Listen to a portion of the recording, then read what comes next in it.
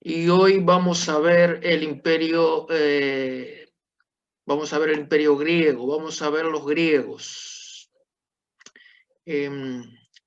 Para nosotros poder entender la importancia que tuvo Grecia en el Nuevo Testamento y la importancia que tiene Grecia para nosotros hoy. Esos dos tópicos son importantísimos, conocer la importancia de Grecia aún en el día de hoy para nosotros.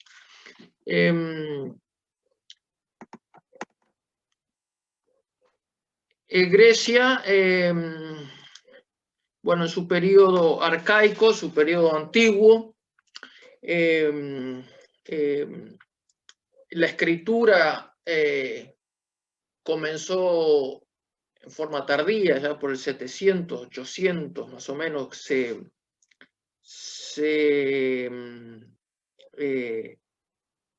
popularizó. En el periodo arcaico, en el periodo antiguo de Grecia,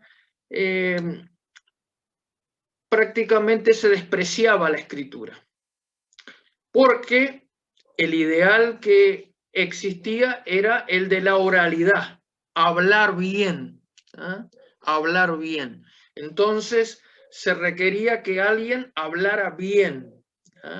Entonces la escritura era utilizada, pero solamente para cuestiones menores.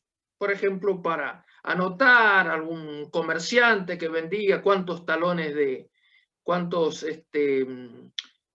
toneles de vino vendía, cosas así, ¿no? Muy secundaria. Pero se pensaba que la escritura no era beneficiosa, o sea, lo ideal era la oralidad, hablar bien. Entonces, si nosotros leemos, por ejemplo, la Ilíada y la Odisea, que son obras de ese periodo arcaico, ese periodo antiguo, en la Ilíada, por ejemplo, se destacan aquellos hombres que hablan bien. Por ejemplo, dice en la Ilíada, fulano de palabras aladas, por ejemplo, ¿no? Alguien que habla bien. Era el ideal, hablar bien. Se menospreciaba la escritura. O sea que estaba muy valorada la oralidad. La oralidad estaba muy valorada. Lo mismo que en Israel, en el pueblo hebreo también. La antigüedad, los primeros profetas, por ejemplo, no fueron profetas escritores, fueron profetas de la oralidad. Elías, Eliseo, toda esa camada de profetas, de los primeros profetas, los profetas anteriores, no escribieron, no son profetas escritores, ¿no? Son profetas de la oralidad, porque se pensaba que lo importante era la oralidad, hablar bien. Entonces, en aquella época, en todos los pueblos, tanto en Israel como en Grecia, en todos lados, existía una forma de conservar por medio de la oralidad, oralmente, conservar la tradición para que no se perdiera, pero transmitida no en forma escrita, sino en forma oral. Y si bien, como ya hemos visto, la escritura existe desde mucho tiempo, pero había esa especie de veneración de la oralidad. Entonces imponía respeto a alguien que hablaba bien, no tanto que escribía bien. Entonces los profetas del Antiguo Testamento, los primeros profetas, no son profetas escritores, son profetas de la oralidad. Los profetas escritores van a venir muchos siglos después. Bueno, no tantos siglos después, pero sí, algunos siglos después van a venir los profetas escritores, ¿no? Como Isaías, Jeremías, pero en un principio los profetas no eran escritores, eran profetas de la oralidad. También en Grecia, en Grecia se valoraba la oralidad, ¿no? Hablar bien. Entonces, en, en los escritos más antiguos, como por ejemplo en Homero y en Hesíodo, ¿no? Hesíodo y Homero son dos poetas contemporáneos, ¿no? La mayoría de nosotros conocemos más a Homero, porque es lo que nos han enseñado en el liceo, en la escuela, nos ha enseñado la Ilíada, la Odisea, nos han enseñado de memoria el primer verso de la Ilíada, por ejemplo, canta, oh diosa, la cólera del Peli de Aquiles, cólera funesta que causó infinitos males, etc. ¿Ah? Que los profesores nos cansaban con eso, ¿no? Homero, pero también está Hesíodo, que son contemporáneos, y a mí me gusta más Hesíodo que Homero, aunque es mucho más conocido Homero que Hesíodo. Hesíodo, por ejemplo, escribe los trabajos y los días. Homero va a escribir sobre lo épico, lo épico. Eh, eh, el, la lucha, la guerra, la pelea entre Aquiles y Héctor, por ejemplo, la parte épica, la parte heroica. Sin embargo, Hesíodo va a escribir en los trabajos y los días, le va a escribir a su hermano, que era un holgazán que no quería trabajar, y Hesíodo le escribe cómo tiene que hacer para trabajar, cómo tiene que trabajar la tierra. Es algo totalmente contrario a lo que escribe Homero, porque Homero escribe sobre la lucha, sobre lo heroico. Hesíodo va a escribir sobre cómo agarrar una azada, cómo agarrar una pala, cómo madrugar temprano para poder salir a trabajar, porque el hermano de él era un holgazán, ¿no? Va a escribir Hesíodo los trabajos y los días. Preciosa obra, si algún día la pueden leer. También escribió Teogonía, que que él cuenta sobre la mitología griega, las luchas entre los dioses, la mitología, y por ejemplo de Hesíodo, por ejemplo, tenemos algo que hasta ahora nosotros hablamos y no sabemos de dónde viene, cuando decimos la famosa caja de Pandora, cuando abrimos algo y decimos, esto es una caja de Pandora que va a traer sorpresa. Bueno, eso viene de Hesíodo. Hesíodo lo cuenta, que los dioses en venganza contra los hombres le hacen un regalo, le hace una caja. ¿tá? Y en esa caja, cuando abren esa caja, vienen las maldades, las enfermedades, las luchas, todo eso viene en la famosa caja de Pandora. ¿tá? Todo eso lo va a escribir Hesíodo en el periodo arcaico de Grecia, ¿no? El periodo arcaico, el periodo antiguo de Grecia. Y Homero va a escribir la Ilíada, la Odisea, ¿no? Va a escribir Homero, aunque hay hay muchos críticos que dudan de la historicidad de Homero. Dicen que en realidad Homero no existió, pero no se sabe. La Ilíada y la Odisea, esas dos obras maravillosas, en la antigüedad no se leían, se recitaban. Había gente que iba de pueblo en pueblo recitando versos de memoria de la Ilíada, porque era de la Ilíada y de la Odisea, porque era gente que no sabía leer ni escribir, pero se aprendía de memoria los versos. ¿Cómo? Acá también hemos conocido gente que no sabe leer ni escribir y gente que se ha aprendido de memoria el Martín Fierro y lo puede recitar de memoria sin saber leer ni escribir. Bueno, en aquella época también. Iban personas iban recitando los versos de la Ilíada y la Odisea por diferentes pueblos. La época arcaica, la época antigua de Grecia. Me olvidé de poner el mapa de Grecia. Muy bien, después de este periodo arcaico, en este periodo arcaico también, antes del periodo clásico, que ahora vamos a ver que es el periodo más conocido de Grecia, también surgen filósofos presocráticos antes de Sócrates, presocráticos, Pitágoras, por ejemplo, porque todos hablamos, cuando hablamos de los filósofos griegos, hablamos de Sócrates, de Platón, de Aristóteles, pero hay otros filósofos anteriores. Por ejemplo, ¿cómo es aquel que decía que nadie se baña dos veces en el mismo río? ¿Cómo es Ay, se me fue el nombre. En fin. Y entonces, todo esto, porque este filósofo decía que nadie se baña, Heráclito, no me acordaba. Heráclito decía que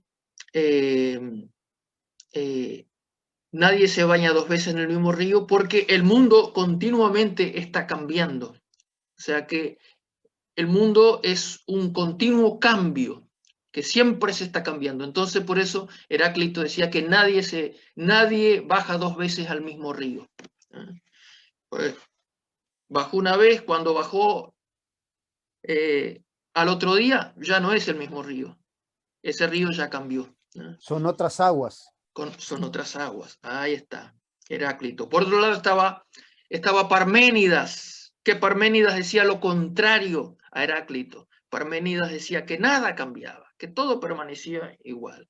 Algo parecido a lo que decía Salomón, ¿verdad? No hay nada nuevo bajo el sol. ¿Verdad? O sea que todos estos poetas son presocráticos, o sea, están antes del periodo clásico, ¿verdad? Antes que vengan los grandes filósofos, ¿verdad? Están estos filósofos presocráticos, Heráclito, Parménidas, todo eso. Y después llegamos ahí sí, allá al periodo clásico, siglo V antes de Cristo, ¿no? 400 y pico fue el periodo de esplendor de Grecia. Fue el periodo de esplendor. En ese periodo, las polis griegas, porque Grecia tenía una particularidad. Grecia no tenía como los otros países que tenían un rey. Grecia no. Grecia tenía las polis, o sea, las ciudades que se llaman polis. ¿tá? Y ahí viene política, por ejemplo, la palabra política viene porque eran los intereses de la polis, lo que le interesaba a la polis. De ahí viene la palabra política. Entonces, Grecia se va a diferenciar de los demás pueblos, que Grecia no tiene un rey. Grecia tiene cada ciudad, son ciudades-estados. Cada ciudad tiene su rey. Entonces, Atenas tiene su rey, Tebas tiene su rey, Corinto tiene su rey, Esparta, en fin, cada uno tiene, son ciudades-estado. Y lo que a veces se estilaba era formar confederación, ligas, se ligaban esas ciudades para ayudarse mutuamente, por ejemplo, en un periodo de guerra o algo, pero no había un rey, hasta que vino Alejandro, y por la fuerza, pero eso lo vamos a ver ahora en un ratito. Periodo clásico es el periodo de los grandes poetas trágicos, Eurípides, Esquilo,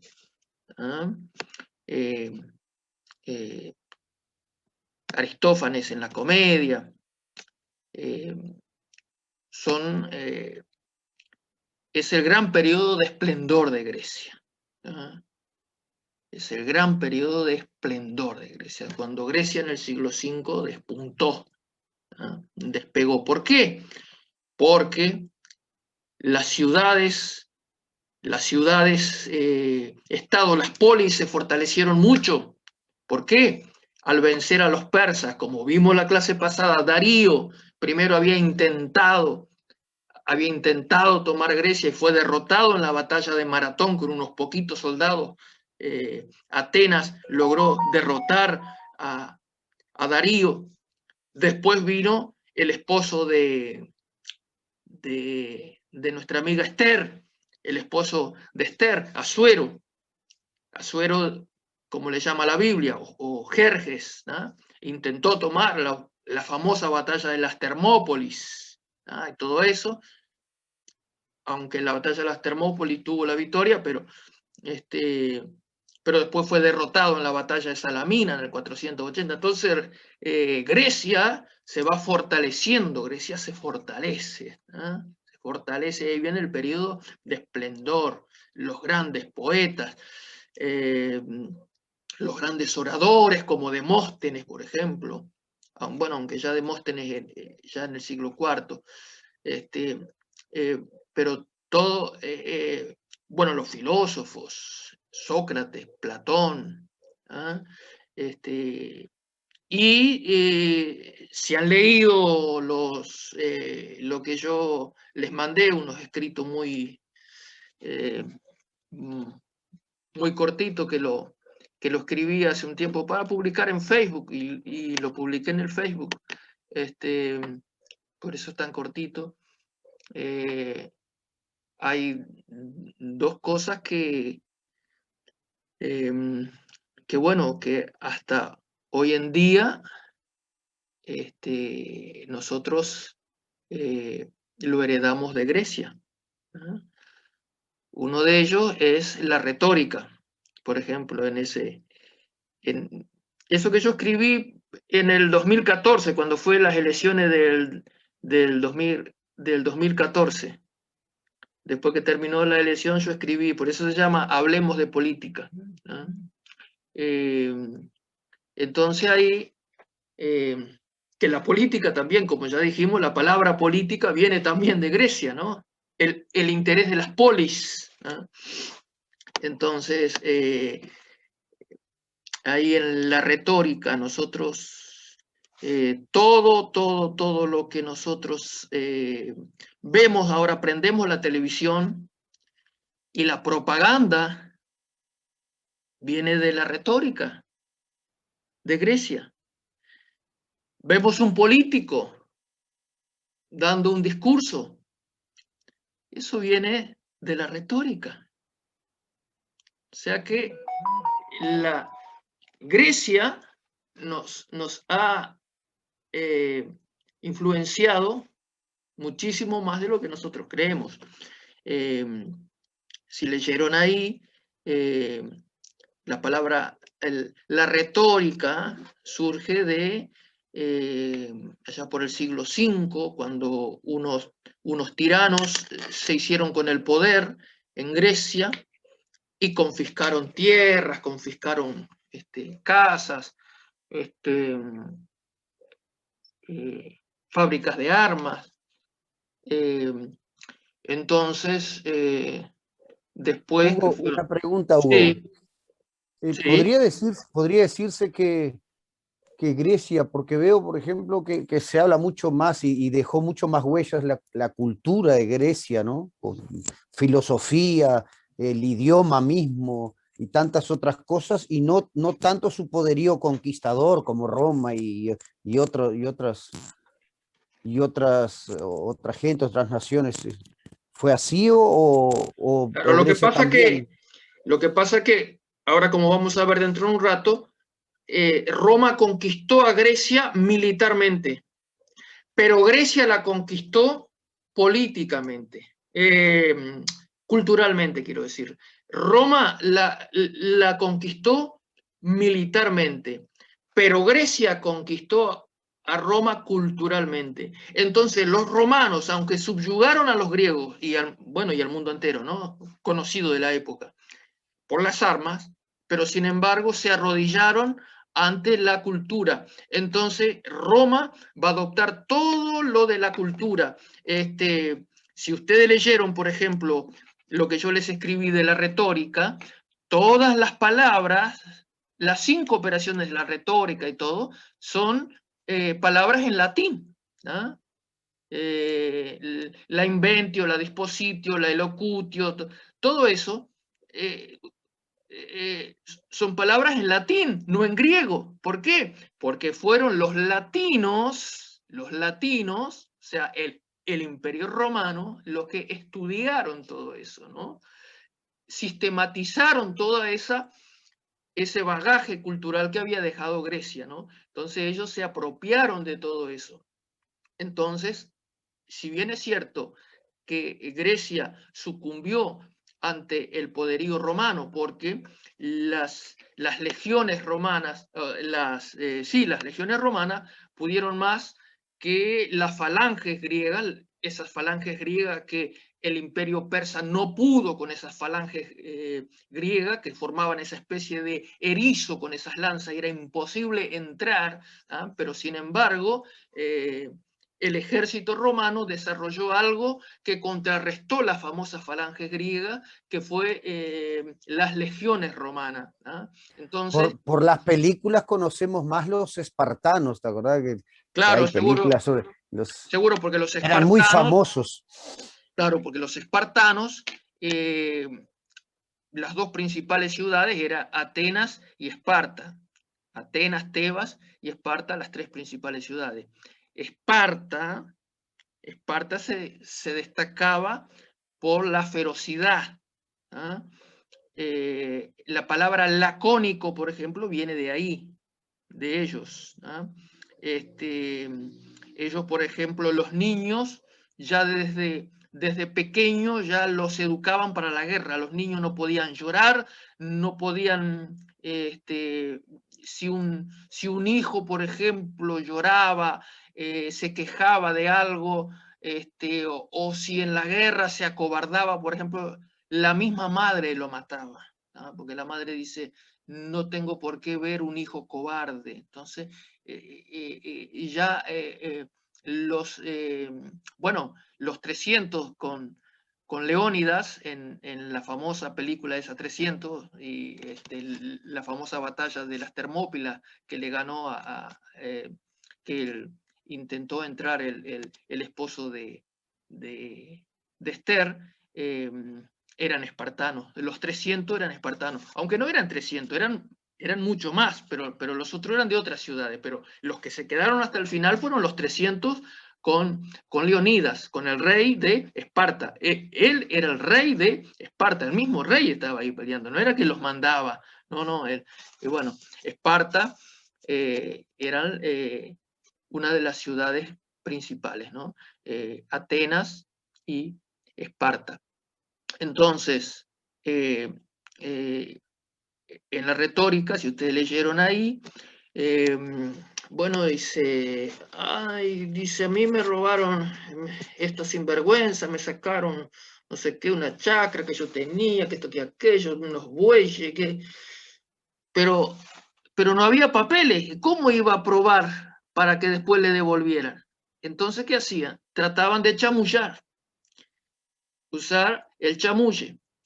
¿Para qué? Para que los jueces eran personas del pueblo nomás, no eran personas que estudiaban para ser jueces como hoy en día, no, o sea, ponían personas de ahí, del pueblo, los elegían, los votaban, ¿ah? Porque en Grecia, aparte también surge la famosa democracia, surge en Grecia, Es aunque lo no que te era iba a una... decir, eso también ayudaba al tema del el chamulle, como vos decís, Claro, porque con la democracia me imagino toda la presencia que a veces miramos del Senado y de todo, de los políticos y de los que claro, todo eso seguro, llevaba porque ellos, claro, ellos votaban en la plaza pública, en el ágora, ¿tá? En el ágora se votaba, ¿tá? Con piedritas, creo que eran blancas y negras o algo así, ¿tá? A favor o en contra de tal o cual posición. Bueno, entonces, con o sea, la retórica es la necesidad de prepararse para hablar bien, para reclamar esas tierras. Entonces, se vio la necesidad de preparar a esa gente para hablar. Y después de eso surgieron escuelas para, eh, eh, para hablar, para defenderse, ¿no? Y como pudieron leer ahí, había 3 tipos de discurso. El forense, que era el de cuando había un crimen, por ejemplo, ¿no?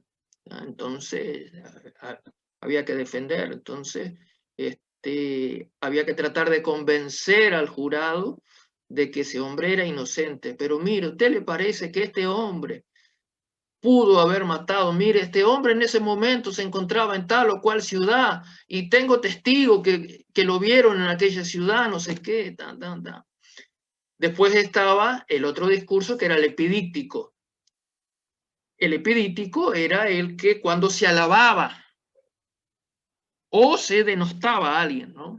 Por ejemplo, alguien con plata, por ejemplo, podía pagar a un orador para que lo alabara.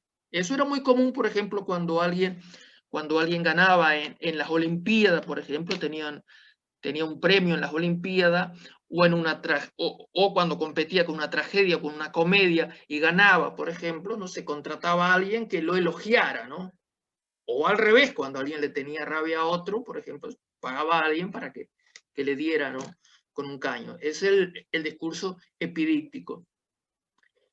Y después estaba el otro, el deliberativo, que era el que yo les decía cuando se hablaba en la plaza, ¿no? Por ejemplo, bueno, hay que ir, Atenas se tiene que aliar con Esparta para pelear con los persas, por ejemplo. Están los persas viniendo, ¿qué hacemos? Bueno, entonces hablaba uno, hablaba otro, ¿no? Y otro, por ejemplo, uno trataba de convencer que sí, que había que aliarse con Esparta, otro decía, no, porque esos son unos bárbaros, que esto, que aquello, que no nos conviene, ¿tá? Entonces cada uno, ¿tá? Y después la gente votaban solamente, o sea, era una democracia entre comillas, ¿no? Porque, por ejemplo, las mujeres no votaban y los esclavos tampoco votaban solo los hombres libres, o sea que era una democracia entre comillas.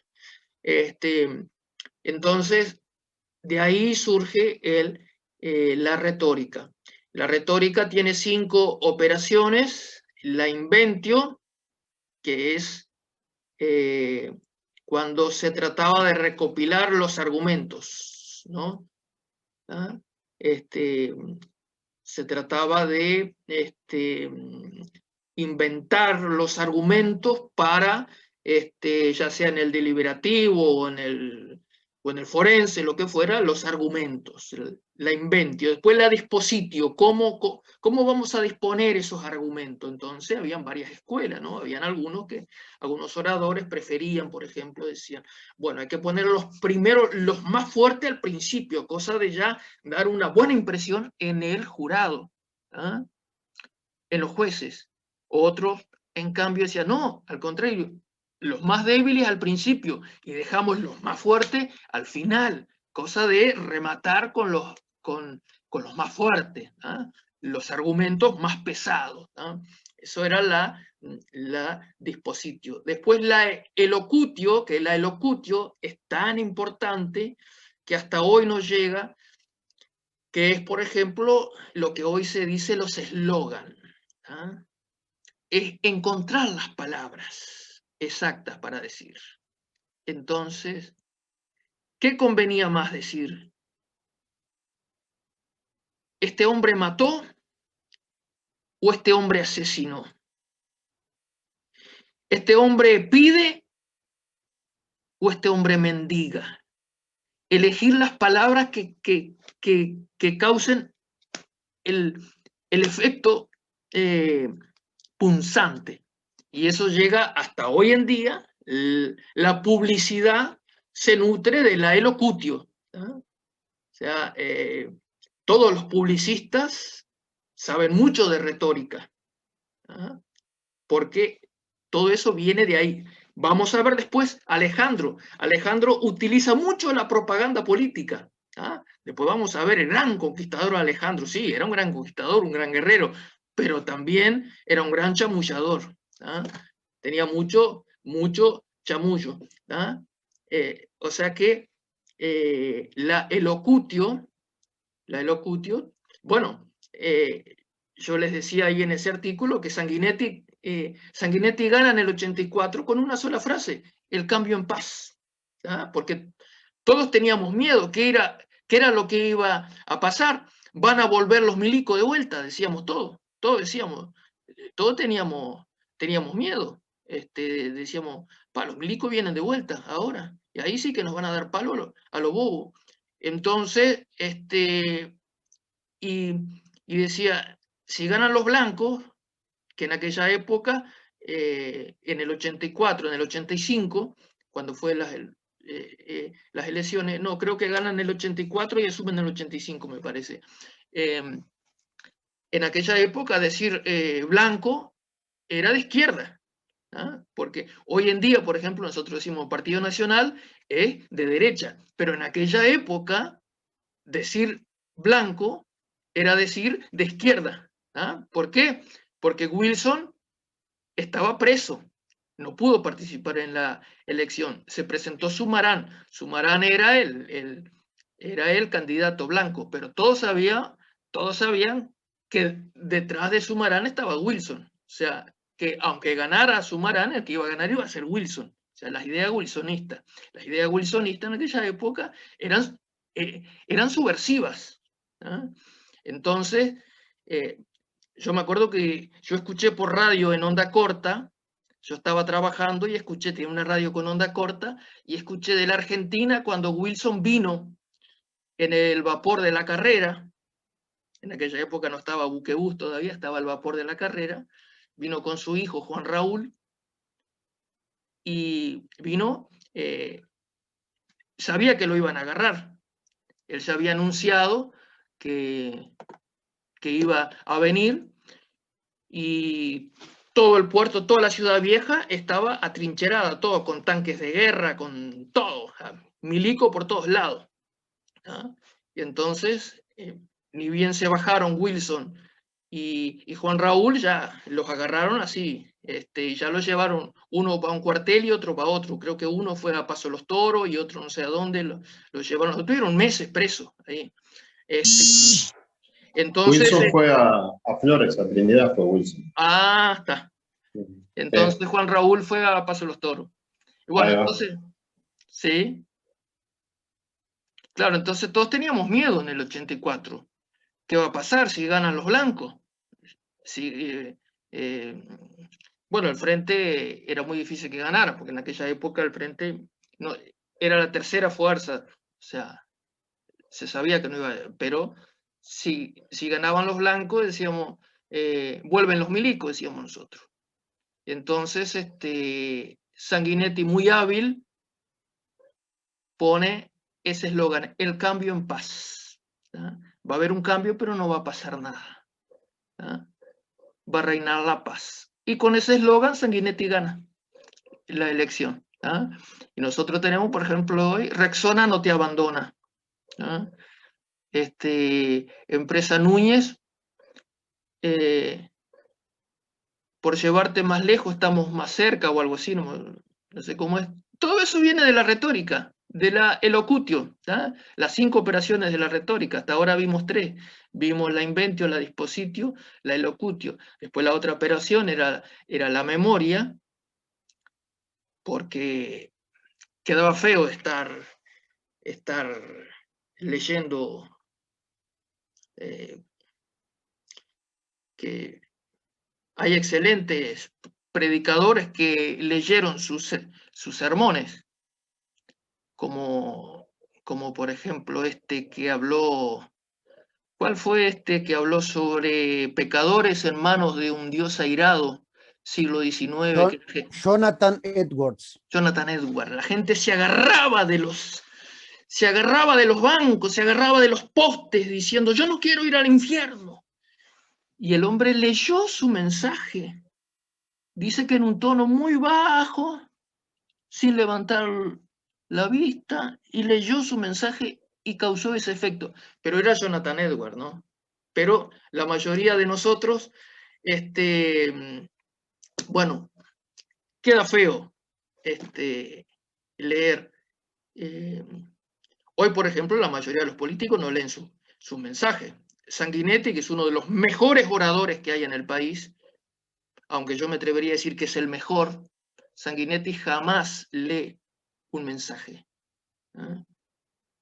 Pero viste que hay culturas, ¿no, Hugo, que aceptan un poco más? Porque a mí me parece que en los americanos, por ejemplo, hablando de pastores, ¿no? He visto pastores que tienen sus mensajes y sus sermones todos en papel eh, y no tienen problema en leerlo y la gente no tiene problema en escucharlo. Pero vos vas a Brasil, sin ir más lejos, que es peor que acá, un predicador llega a poner papel adelante y leer el mensaje, pero cuando levanta la vista no tienen. Bueno, lo que estábamos hablando de la oralidad, ¿no? Lo sagrado de la oralidad. Los profetas, los primeros profetas hebreos no fueron profetas escritores, fueron profetas de la oralidad. Elías, Eliseo y otros no fueron profetas escritores. Los profetas escritores vienen después recién. ¿Ah? Después van a venir un Isaías, ¿ah? Un Jeremías, pero y también en el mundo griego, también los oradores, las personas más destacadas, tenían que ser necesariamente personas que hablaran bien, ¿no?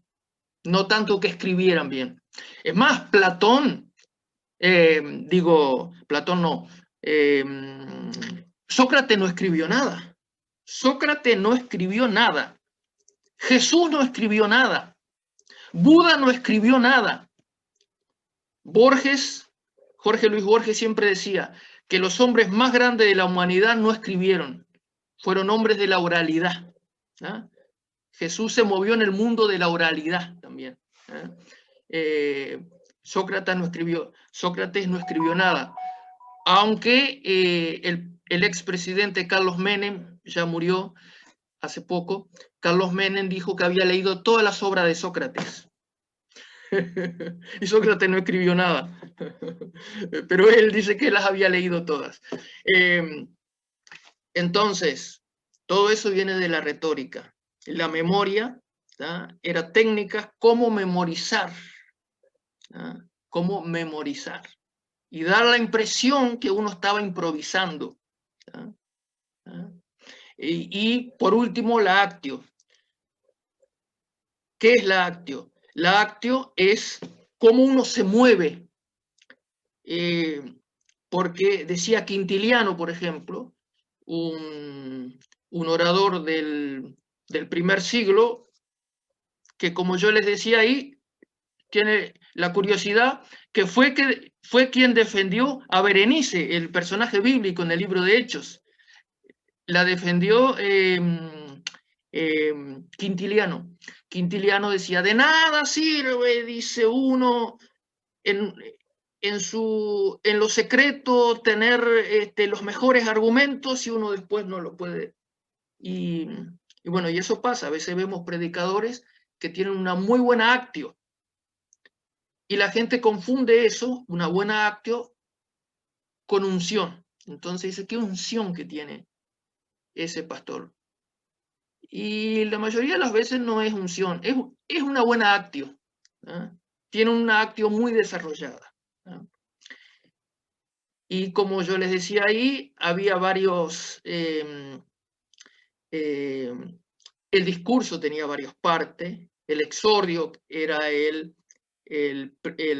la introducción, la narratio, donde se narraba los hechos. Bueno, este hombre iba, en circunstancias que este hombre iba, no sé qué, caminando, no sé qué, que esto, que aquello, y lo asaltaron, por ejemplo, en el discurso forense, por ejemplo, en fin. Y por último estaba la peroración. La peroración es la conclusión, que hasta hoy en día nosotros decimos, esa perorata, ¿qué perorata? Decimos nosotros, viene de la retórica griega, que es la peroración. La peroración que era la conclusión. ¿Y por qué está tan mal visto que nosotros decimos esa perorata? ¿Por qué? Porque los retóricos, los oradores, tenían la costumbre de, para conmover al jurado, dice, este hombre va a ser condenado a muerte, y hacía subir a los hijos, a los niños llorando, a la esposa llorando, mire, va a quedar esta mujer sola con estas criaturitas, mire, llorando. ¿Ustedes le parece que estos niños, cómo se van a criar sin un padre? ¿Ah? Entonces, hacían todo eso para conmover a los jueces, cosa que Sócrates no quiso hacer, ¿no? Cuando Sócrates fue juzgado, que Sócrates se lo condenó por ser ateo y por corruptor de menores, fueron los dos cargos. ¿Ah? Ateo porque él no era ateo, él creía en Dios, pero él decía, él no creía en toda la mitología griega, ¿tá? Todos esos dioses, que te decía que todo eso era todo mito, pero que sí existía un creador, un Dios, el uno inefable que le llamaba, ¿tá? Y por eso lo condenaron a muerte, y por corruptor de menores, porque él agarraba a los jóvenes y los confrontaba con la filosofía, ¿no? Entonces, había envidia y todo eso. Se nos está terminando acá, pero continuamos ahora con la segunda parte. Y Sócrates no quiso, o sea, él se defendió él solo, y no quiso hacer que entrara su esposa, sus hijos, él tenía hijos y todo, y él afrontó con toda tranquilidad, bebió la cicuta, que era un veneno, y murió tranquilamente. Enfrentó con mucho valor el juicio, que fue una parodia, ¿no? Que le habían hecho a la cama a él querían deshacerse de Sócrates, porque Sócrates molestaba en Grecia, ¿no? Entonces, estábamos hablando de la retórica, ¿no? Entonces, de la peroración era la conclusión, ¿no? Entonces, bueno, la retórica va a tener una influencia, bueno, hasta nuestros días, ¿no? El mundo de la publicidad se nutre de la retórica clásica, ¿no? Principalmente de la elocutio. ¿Ah? Aristóteles escribe un libro que se llama Retórica, justamente, uno de sus libros, Retórica, y él dice que la retórica en la retórica no se trata de encontrar la verdad, sino de ser verosímil. Y esa es la gran diferencia con el discurso cristiano, porque después la retórica se introduce en el discurso cristiano recién allá por el siglo IV después de Cristo, con San Agustín, porque San Agustín era profesor de retórica. Entonces él introduce la retórica en el discurso cristiano. Y hasta hoy en día nosotros, por ejemplo, cuando estudiamos homilética en el Instituto Bíblico, la homilética, la base de la homilética es de la retórica. ¿tá? Eso lo introduce San Agustín, porque los primeros siglos de la iglesia no utilizó la retórica. Era lo que se llamaban homilías, eran homilías, ¿tá? Eran una especie de charlas informales, ¿no? Las homilías, ¿no? Después, con San Agustín, ahí se entra San Agustín introduce la retórica en el discurso cristiano. La retórica también va a tener una importancia fundamental en la literatura, en toda la literatura. Entonces, la retórica viene de Grecia, ¿eh? Viene de Grecia, y todo lo que nosotros vemos, todo cuando prendemos la televisión, cuando vemos un anuncio, cuando vemos un político hablando, todo es de la retórica. Y no se coman la pastilla. Por ejemplo, algunos dicen, fulano es campechano para hablar, el Pepe Mujica como habla, todo eso es pensado, hermano, todo eso es pensado. ¿tá? Cuando el Pepe Mujica dice, no sea nabo, mijo, todo eso es asesorado por los asesores de campaña. ¿Por qué perdió Martínez esta elección? Por una pésima campaña política, ¿no? Que al final de la campaña tuvieron que sacar el jefe de campaña, ¿no? El asesor de imagen, eso se llama asesor de imagen, cosa que después vamos a ver que Alejandro Magno lo manejó al dedillo, ¿no? Formándose una imagen. Cada político se forma una imagen. Esa imagen del campechano, por ejemplo, que tiene el Pepe Mujica, o el propio presidente nuestro, Lacalle Pou. Vieron que cuando habla Lacalle Pou, habla de una forma campechana y todo eso. Todo eso es cuidadosamente estudiado, hermano. No crean que eso es natural.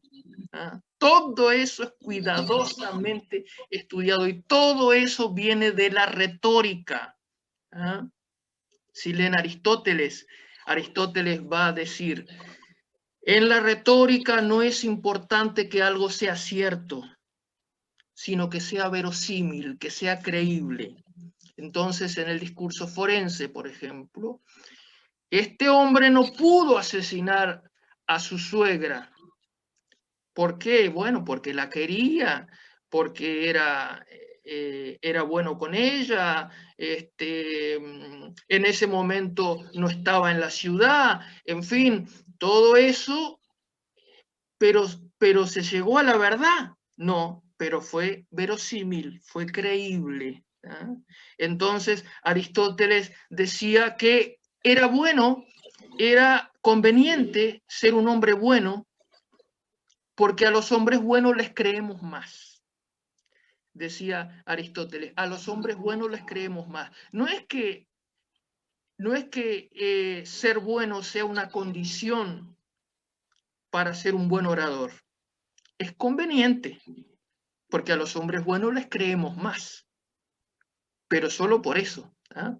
Por eso que la retórica está muy lejos del mensaje cristiano, porque en el mensaje cristiano nosotros no tratamos de hacer que algo sea verosímil, sino de enseñar la verdad, enseñar o predicar la verdad. Por eso que la retórica siempre va a estar muy lejos de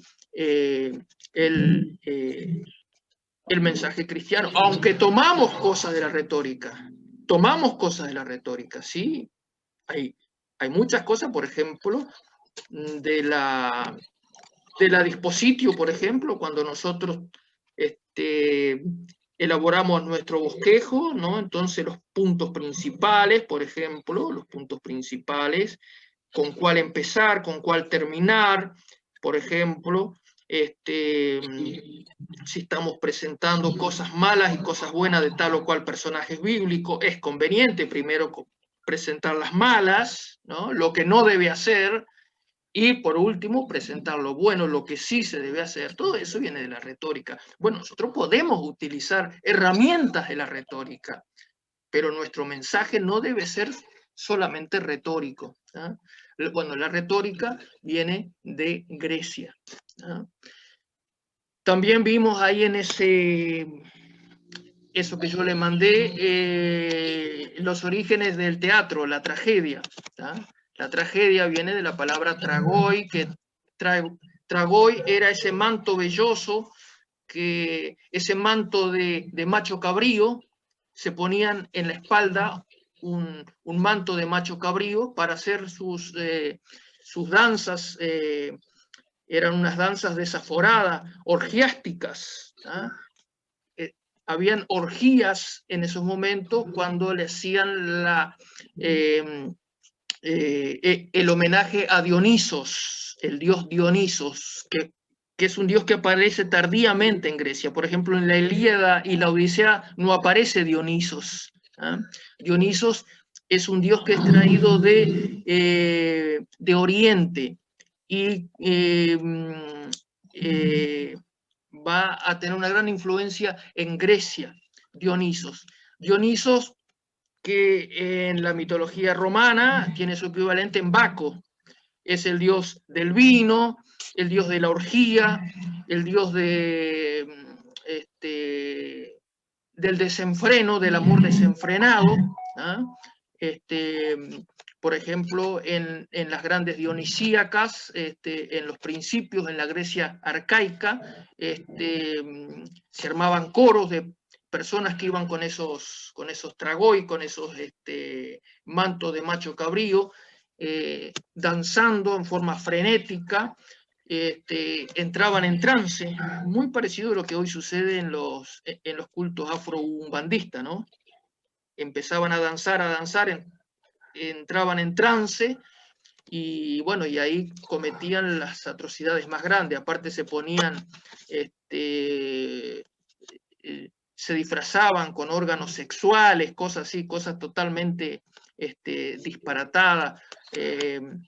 Todo eso en honor a Dionisos. ¿Ah? Después este culto se fue elaborando un poco más y ya habían cantos.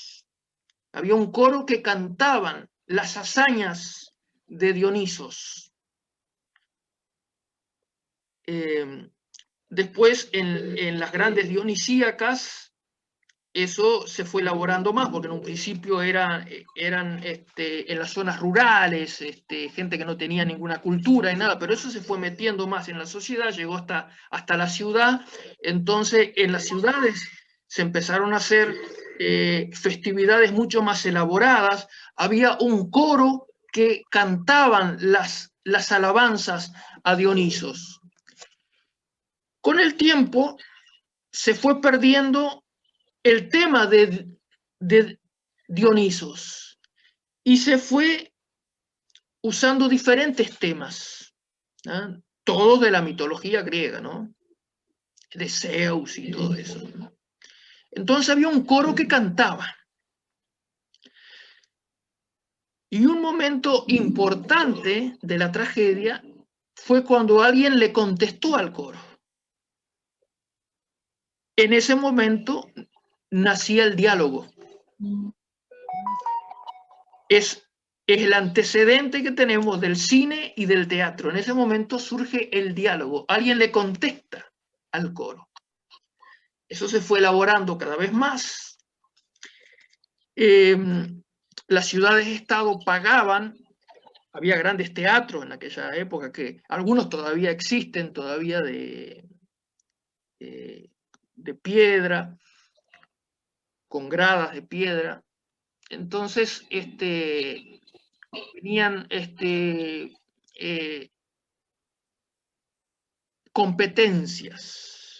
Eran competencias, se competía con tragedia, con comedia. ¿Ah? Entonces alguien se presentaba y dice, bueno, yo en esto me voy a presentar con 2 tragedias y una comedia, por ejemplo. ¿Ah? Y no existía la novedad, o sea, no había un tema nuevo. O sea, todos los temas ya eran conocidos porque eran temas de la mitología griega. La gente ya sabía cómo terminaba eso. Pero sin embargo, cada autor manejaba los diálogos, manejaba todo la argumentación de tal manera que la gente aprobaba o desaprobaba eso. ¿Ah? Entonces, también en Grecia surge una especie de efectos especiales, lo que se llamaba el Deus ex machina, que los latinos, todas esas palabras vienen del latín, porque todas esas palabras fueron los latinos los que desarrollaron todo eso. El Deus ex machina, que literalmente quiere decir el Dios desde la máquina, era una especie de palo alto, así o algo así, donde se colgaba a alguien que, bueno, ese era el Dios, por ejemplo, ¿no? Dios Zeus o lo que sea. Entonces, cuando alguien estaba en peligro, por ejemplo, venía, así como hoy viene de Superman, que Superman vuela, pero Superman no vuela, son unas cuerdas, ¿no?, que lo sostienen, pero nosotros no las vemos. Bueno, en aquella época también, lógicamente que era mucho más rudimentario, pero ya existían, por ejemplo, con caracoles y con cosas para hacer, para imitar el trueno y todo eso. Entonces todo eso se entra a alejar del tema de Dioniso, que mucha gente incluso se preguntaba, ¿pero esto qué tiene que ver con Dionisos? porque se fueron utilizando diferentes temas. Entonces, la tragedia siempre terminaba mal. La tragedia siempre terminaba mal, ¿no? Tal vez la más conocida es la de Edipo Rey, que yo les puse ahí en el ejemplo. Edipo Rey. Siempre en la tragedia se trataba, porque los griegos trataban de evitar la hibris. ¿Qué era la hibris? El exceso. Vieron que, por ejemplo, los edificios griegos son, ¿cómo es que se dice? Simétricos, tienen simetría. No hay uno más alto que otro, por ejemplo. Porque ellos evitaban la hibris. Entonces, en la ética también. Entonces, en las tragedias, el héroe tenía que evitar la hibris, los excesos. Eso era pecado para ellos. Entonces, Edipo Rey, por ejemplo, comete el exceso de pensar que lo sabía todo. Porque en la tragedia, Edipo viene y hay un monstruo que paraba a las personas y le preguntaba, le hacía una adivinanza, una pregunta, y el que no contestaba moría. Ese monstruo lo mataba. Entonces, bueno, había matado a un pueblo. Y viene Edipo y lo para Edipo y le pregunta, ¿cuál es el ser que anda en 4 patas, después en 2 y por último en 3? Y Edipo dice, el hombre, porque cuando es bebé gatea, cuando es grande camina con sus 2 piernas y cuando es anciano se ayuda con el bastón. Y de esa manera derrotó a ese monstruo y lo hicieron rey de Tebas. Y él se hace rey de Tebas. Y por el camino ahí tiene una pelea y mata a un viejito, que ese resulta ser su propio padre. Y después le dan la reina de Tebas en casamiento y él se casa con su propia madre. Sin saber, ¿no? Porque él lo habían dado desde muy chico, porque hubo un oráculo de que él iba a matar a su padre y se iba a casar con su propia madre. Entonces él, para evitar eso, se fue a una ciudad lejos, no sé qué. Lo llevaron a una ciudad lejos, pero él sin saber vuelve a esa ciudad, bueno, y se casa. Cuando él se entera, la famosa anagnórisis, cuando se da cuenta de su condición, se arranca los ojos. Y bueno, esa era la tragedia. La tragedia siempre terminaba mal. La comedia, por el contrario, la comedia siempre terminaba bien. Y la comedia era jocosa. Hay una, por ejemplo, que se llama Las nubes. Las nubes, creo que es de Aristófanes. Las nubes es una crítica despiadada a Sócrates. Le dan pero con un caño a Sócrates. Se burlan de Sócrates. Y bueno, justamente se llama Las nubes porque Sócrates vive en las nubes. Es un filósofo y vive en las nubes, ¿no? Entonces hay uno que era muy bruto. Entonces dice, yo a mi hijo no quiero que sea bruto como yo. Y lo voy a mandar pero para que estudie. Y lo manda a estudiar con Sócrates. Y Sócrates le enseña retórica, a convencer, a hacer que un mensaje sea verosímil. Y este hombre regresa con su padre y le da la tal paliza al padre, pero la soberana paliza. Y el padre le dice, ¿por qué me hiciste esto, hijo? Dice, porque esto Bueno, entonces él entra a presentarle argumentos al padre, argumentos de la retórica. Él le presenta tantos argumentos que el padre se convence que estaba bien que le hubiera pegado, ¿ah? Porque eso le había enseñado Sócrates. Toda esa comedia es para burlarse de Sócrates, ¿no? Pero una burla, pero despiadada, despiadada. Bueno, eso era en las grandes dionisíacas, ¿no? Se competía con comedias y con tragedias. Bueno, y se daba premios también, ¿no? Se daba premios. Cada uno, bueno, ese año ganó fulano, ganó Esquilo, ganó, yo qué sé, Sófocles, ganó Eurípides, ganó Aristófanes, y bueno, y le daban ahí el premio, la corona y todo eso, ¿no? Y eso era un logro importante para ellos. Bueno, eso hoy en día, cuando miramos una película, cuando vemos una obra de teatro, todo eso viene de Grecia. Todo eso viene de Grecia. Por eso Grecia es tan importante. Y para el Nuevo Testamento tendrá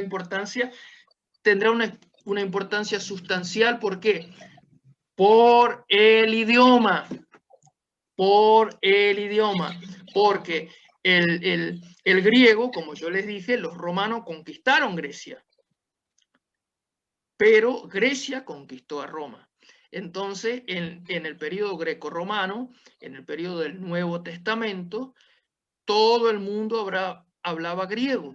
Entonces, toda la gente tenía dos lenguas. Tenía la lengua original más el griego, ¿sí?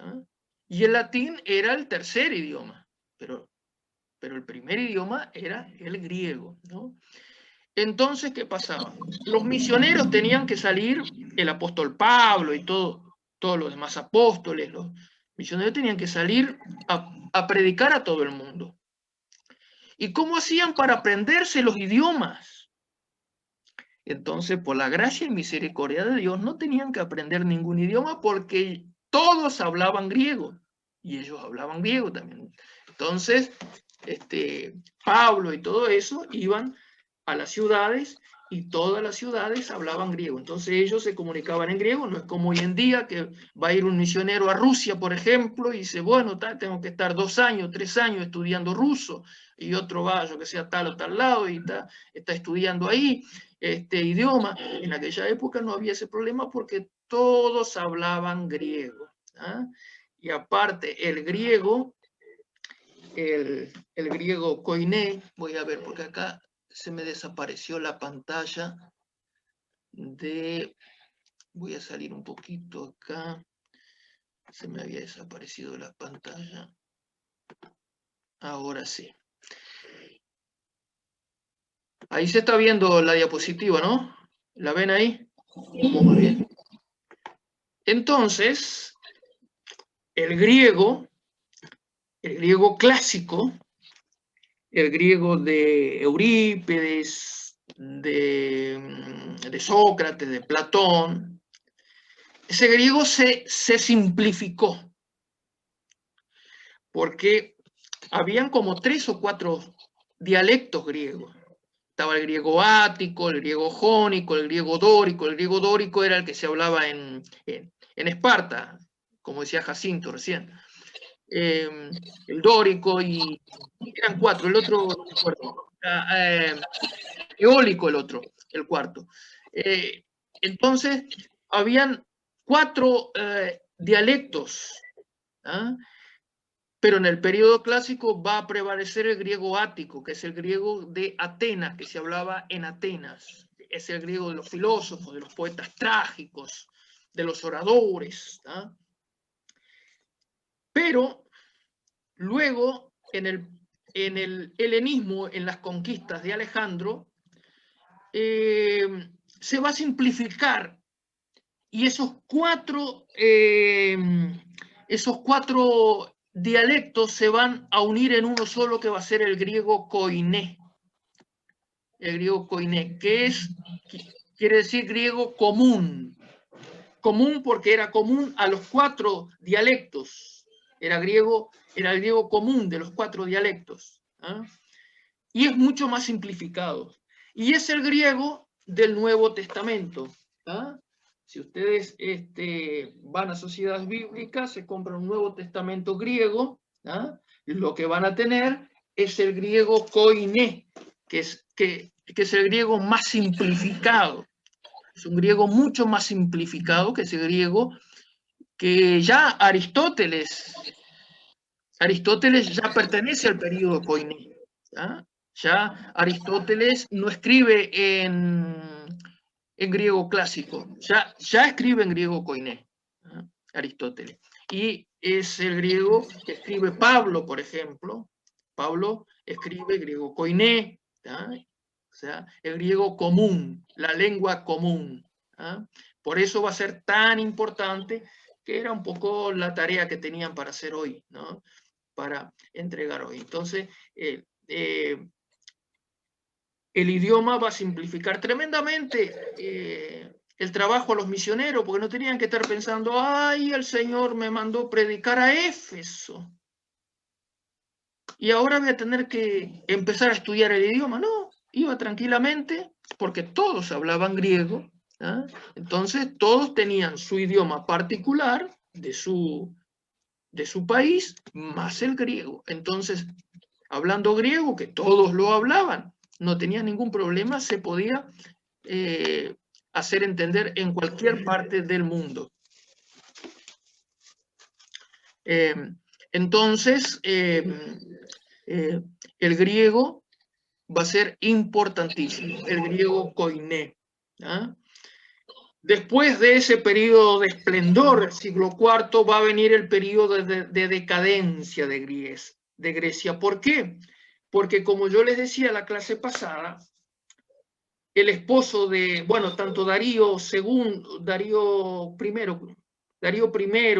I y el esposo de Esther, Asuero, Jerjes, habían intentado conquistar Grecia, no habían podido. Entonces después el otro que vino, que creo que fue Darío II, me parece, fue más inteligente y dice, nosotros no podemos.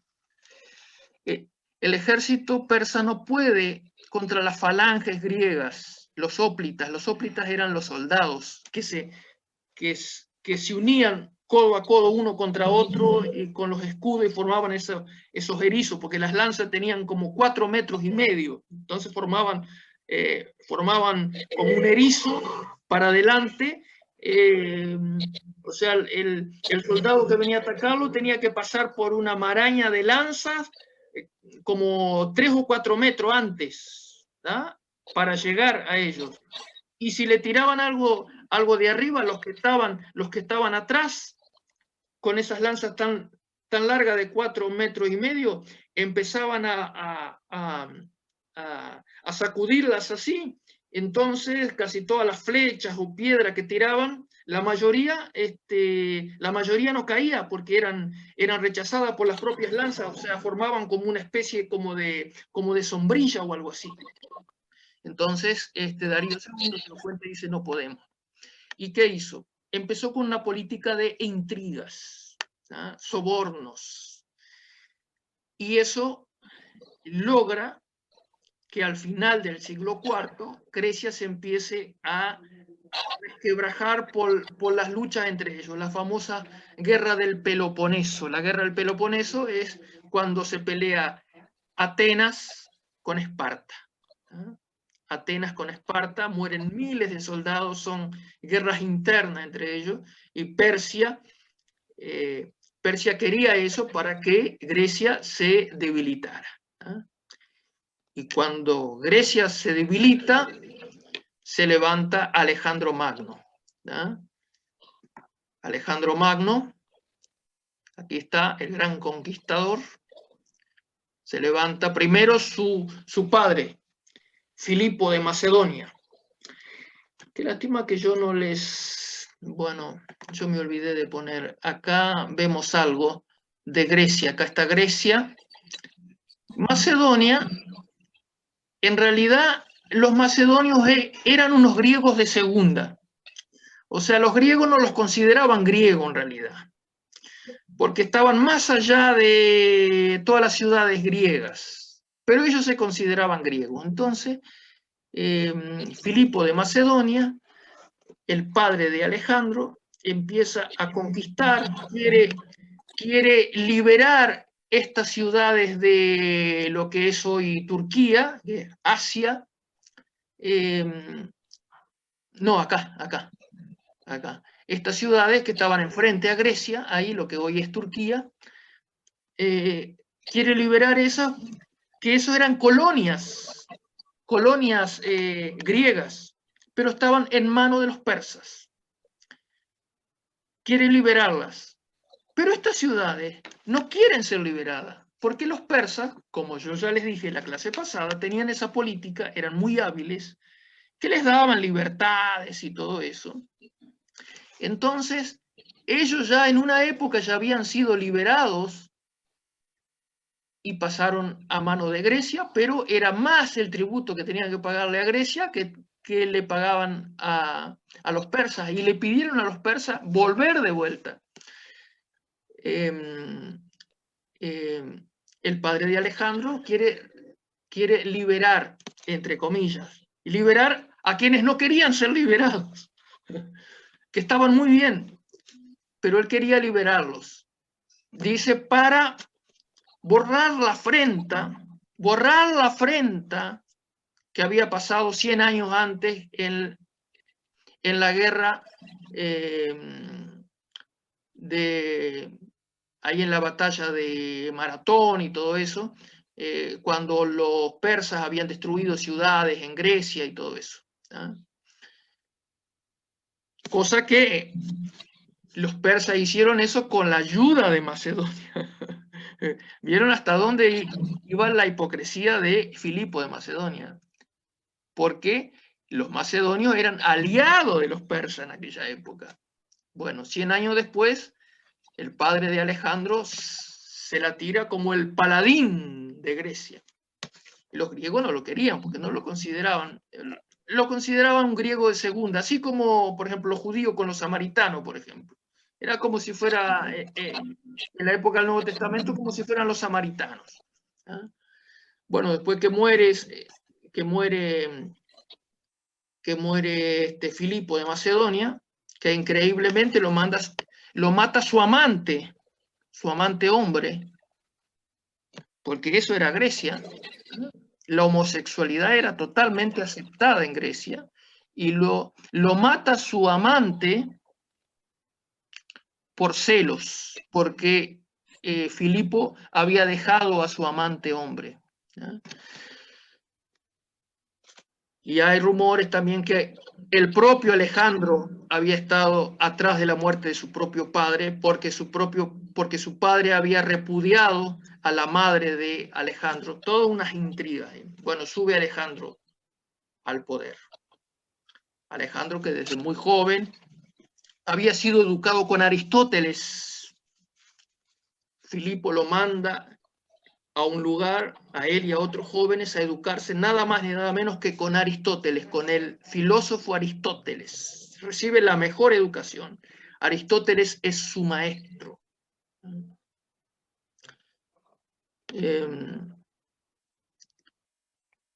De muy jovencito recibe una excelente educación, recibe una formación militar.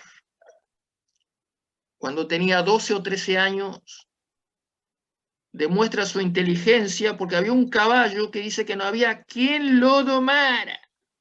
¡Bravo! Que no había macho que lo montara.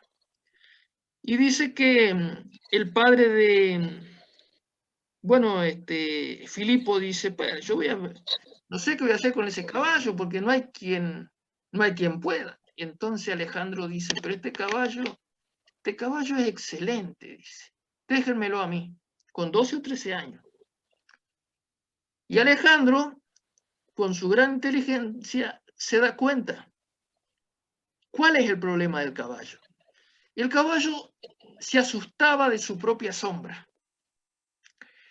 Entonces, ¿qué hace Alejandro? Lo pone mirando al sol para que no viera su sombra y lo empieza a acariciar, y monta el caballo. Y ahí el caballo se vuelve mansito, y ese fue su caballo que lo acompañó hasta ya el caballo siendo muy viejo. Ya en las conquistas de Alejandro, muchas de las conquistas de Alejandro la hizo en su caballo Bucéfalo, el famoso caballo Bucéfalo, que él fue el único que lo domó porque se dio cuenta cuál era el problema, por qué nadie podía montar ese caballo, porque el caballo se asustaba de su propia sombra. Entonces, Alejandro Magno fue a estudiar con Aristóteles. Acá lo tenemos, Alejandro. Y acá lo tenemos en una escena cuando Alejandro, creo que ya era rey, o no sé si no era rey, era príncipe. ¿Y saben quién es este viejito? Este acá, este que está acá, ¿saben quién es? Este es un filósofo, uno de los mayores filósofos de Grecia, Diógenes de Sinope. La historia de Diógenes de Sinope es muy particular, porque Diógenes vivía en un caño, en un tonel de vino. ¿Ves? Acá está. En un tonel de vino vivía Diógenes. Sus escritos han llegado hasta nosotros, sus escritos filosóficos. Era un filósofo que decidió vivir de esa manera. Acá lo vemos con una lámpara, porque él prendía esa lámpara y andaba durante el día con esa lámpara. Dice que andaba buscando un hombre. ¿Cuál era el hombre perfecto? Lo andaba buscando. ¿Y por qué vivía él ahí? Porque dice que le gustaba la libertad. Y él tenía su única posesión, ¿saben cuál era? Un jarro. Tenía un jarro que era para beber agua. Era su única posesión, un jarro. Pero un día iba caminando y vio un hombre que estaba en una fuente tomando agua con la mano. Y se dio cuenta que su jarro también era perfectamente prescindible, que se podía prescindir de ese jarro. No era necesario ese jarro, porque se podía tomar agua con la mano. Y se deshizo del jarro. Era su única posesión material, era un jarro, y en ese momento se deshizo del jarro. En una ocasión, Alejandro lo va a visitar a Corinto.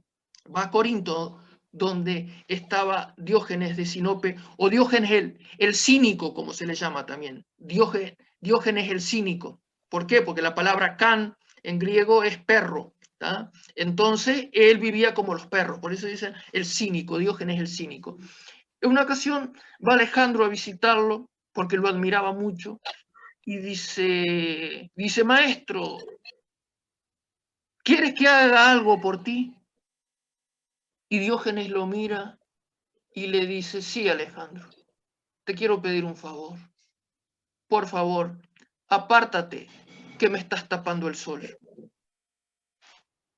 Y dice que Alejandro dijo, si no fuera Alejandro, me hubiera gustado ser Diógenes de Sinope.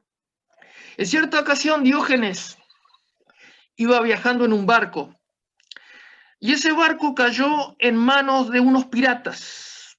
Entonces todos los que iban fueron vendidos como esclavos. Entre ellos Diógenes también fue vendido como esclavo. Entonces estaban ahí en la subasta de los esclavos, comprando esclavos, ¿no? Entonces, el que iba a comprar un esclavo le preguntaba, ¿tú qué sabes hacer? Y bueno, y uno dice, bueno, yo qué sé, manejar carro, por ejemplo. Bueno, entonces te voy a comprar para que maneje mi carro. Otro dice, bueno, yo sé labrar la tierra. Bueno, cuando le preguntan a Diógenes de Sinope, dice, ¿tú qué sabes hacer? Y dice Diógenes, yo sé mandar. Yo sé mandar.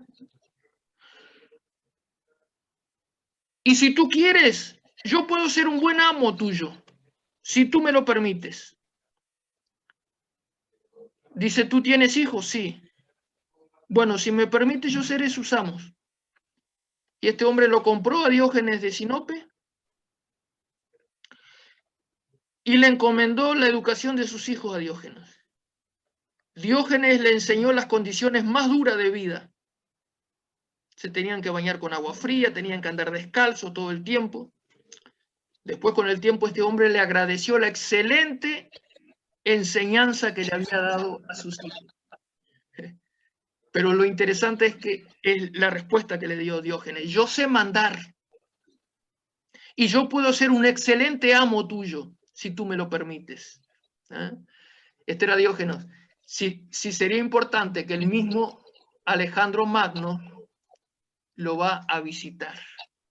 Y lo único que le pide Diógenes, apártate, porque me estás tapando el sol. ¿Eh? Una anécdota